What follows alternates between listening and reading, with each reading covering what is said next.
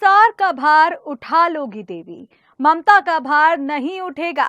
मां बनकर देखो, तुम्हारे पांव भी डगमगा जाएंगे। भारत में मां शब्द के क्या मायने हैं, ये तो सभी जानते हैं। एक दौर था जब इस शब्द के मायने तो थे, मगर इस भाव को लोग दर्शा नहीं पाते थे। तभी भारतीय सिनेमा ने इसका जिम्मा उठाया और बनी भारत की पहली बड़ी female oriented film mother India. नमस्कार, मैं हूं शिवानी मांगवानी और आप देख रहे हैं द न्यूज 15। साल 1957 में फिल्म मदर इंडिया रिलीज हुई और भारतीय सिनेमा की कभी न भूले जाने वाली फिल्म बन गई। आजादी के बाद जो फिल्में भारत का नाम विदेशों में रोशन कर रही थी, ये फिल्म उनमें से एक थी। निर्देशक महबूब खान इस विषय पर पहले भी 1940 में फिल्म औरत बना चुके थे। मदर इंडिया एक तरफ से उस फिल्म का इम्प्रोवाइजेशन था। महबूब को इसकी इंस्पिरेशन मिली थी हॉलीवुड की एक फिल्म गुड अर्थ, अमेरिकी लेखिका पर्ल एसबर्ग की एक कहानी जो उन्होंने एक चीनी परिवार के इर्द गिर्द लिखी थी, जिसमें उन्होंने एक मां के संघर्ष को दर्शाया था और रशियन राइटर मैक्सिम गॉर की मशहूर नोवेल मदर से इस तरह से औरत, गुड अर्थ और मदर के कॉम्बिनेशन से बनी भारतीय नारीत्व को इंटेंसिटी से दर्शाती film mother India. Mehboob Khan ने इस फिल्म का आइडिया सबसे पहले अपने करीबी दोस्त अभिनेता दिलीप कुमार से शेयर किया।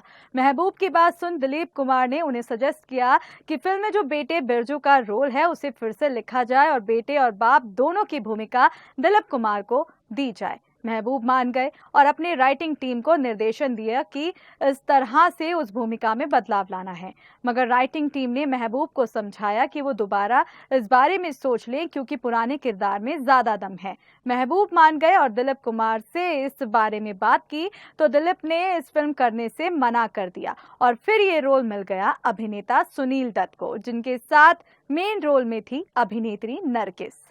अब बात करते हैं कि आखिर फिल्म की कहानी थी क्या। फिल्म की शुरुआत वर्तमान काल में गांव के लिए एक पानी की नहर के पूरा होने से होती है। राधा यानी कि नरगिस गांव की मां के रूप में नहर का उद्घाटन करती हैं और अपने भूतकाल पर नजर डालती हैं जब वह एक नई दुल्हन थी। राधा और शामू की शादी का खर्चा राधा की सास ने सुखी लाला से उधार लेकर उठाया था। इसी के कारण गरीबी और मेहनत के कभी ना खत्म होने वाले चक्रव्यूह में राधा फंस जाती है। उधार की शर्तें विवाद वाली होती हैं, लेकिन गांव के सरपंच सुखी लाला के हित में फैसला सुनाते हैं, जिसके तहत शामू और राधा को अपनी फसल का 1/3 हिस्सा सुखी लाला को 500 रुपए के ब्याज के तौर पर देना होगा। अपनी गरीबी को मिटाने के लिए शामू अपनी जमीन की और जुताई करने की कोशिश करता है, लेकिन एक पत्थर के नीचे उसके दोनों हाथ कुचले जाते हैं।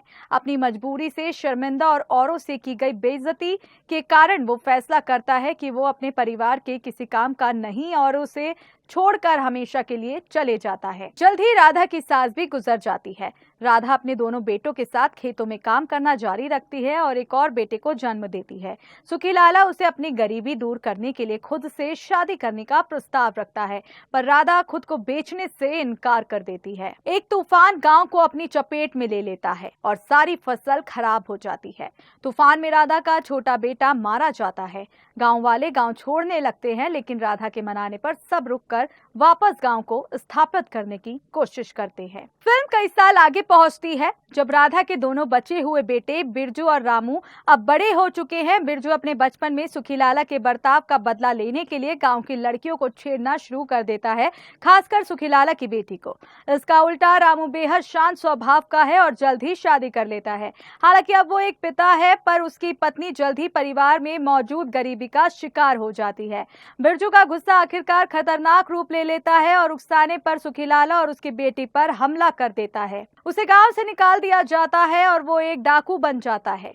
सुखी लाला की बेटी की शादी के दिन वह बदला लेने वापस आता है और सुखी लाला को मारकर उसकी बेटी को भगा ले जाने की कोशिश करता है। राधा, जिसने यह वादा किया था कि बिरजू किसी को कोई हानि नहीं पहुंचाएगा, बिरजू को गोली मार देती है, जो उसकी बाहों में दम तोड़ देता है। फिल्म वर्तमान काल में राधा द्वारा नहर खोले जाने पर लाल रंग के बहते हुए पानी से समाप्त होती है, जो धीरे धीरे खेतों में पहुंच जाता है। ये फिल्म न केवल नरगिस के पूरे करियर की सबसे बड़ी फिल्म थी, बल्कि इस फिल्म ने भारत को अंतर्राष्ट्रीय पहचान दिलाई। ये फिल्म ऑस्कर में दूसरे स्थान तक पहुंची थी। मदर इंडिया भारत के इतिहास की सबसे उम्दा फिल्मों में से एक है। इस रिपोर्ट में इतना ही। ये रिपोर्ट लिखी है हमारी साथी अदिति पांडे ने। तो कैसी लगी आपको हमारी ये रिपोर्ट, हमें कमेंट बॉक्स में जरूर बताएं।